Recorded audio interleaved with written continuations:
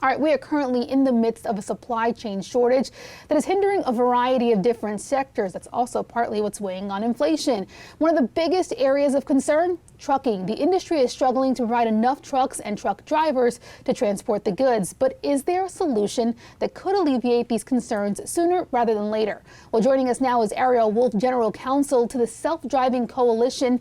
Ariel, thank you for being here. Do you believe the answer to the problem that we're seeing now could come in the form of autonomous trucks? And how much would they help the supply chain? Well, absolutely. First of all, thank you so much for having me.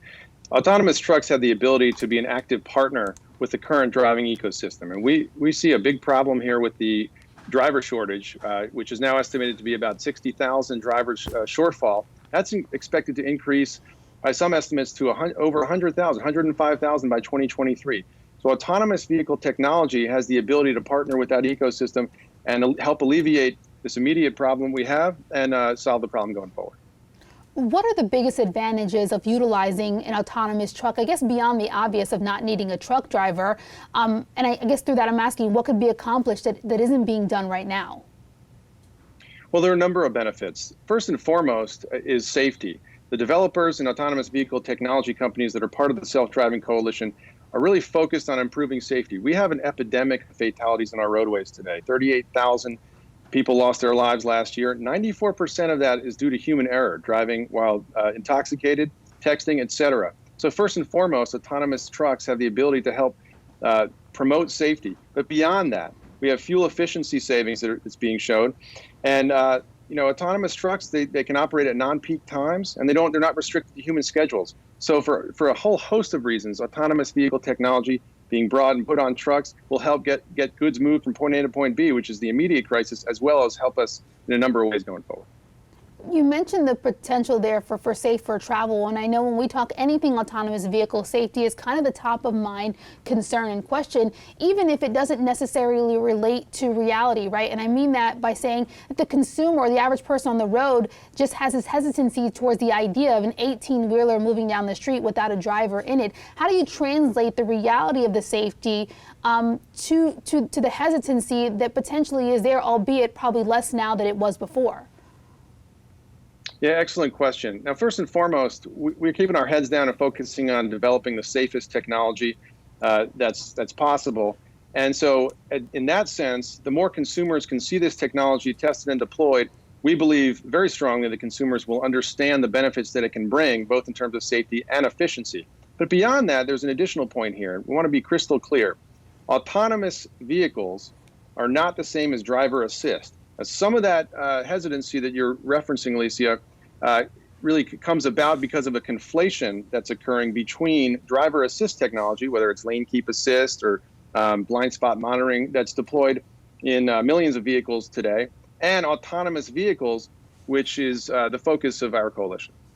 Gotcha. And I imagine the learning curve of understanding that distinction is part of getting over the hesitancy. I will follow up with this, though. Do you think that hesitancy has reduced, or the clock speed in terms of adoption of this becoming a reality, has that sped up during the pandemic and as a result of the challenges that we're seeing here with the supply chain bottlenecks?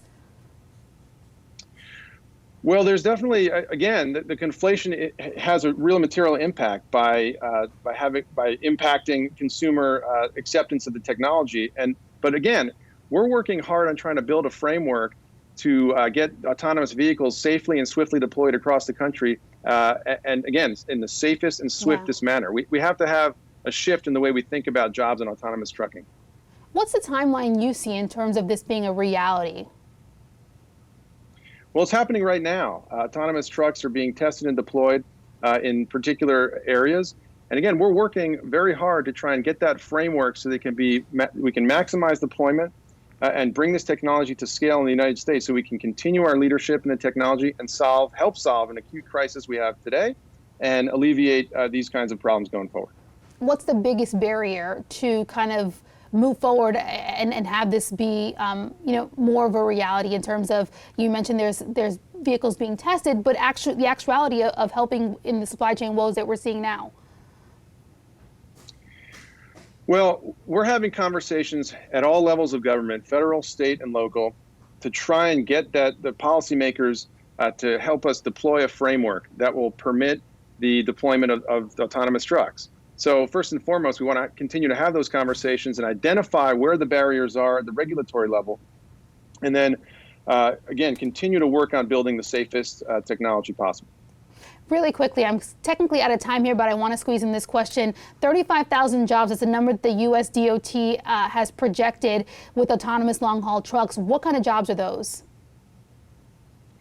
Well, this is about building an ecosystem. It's not simply the idea of shifting jobs between different truck drivers. This is about building an ecosystem that includes technicians.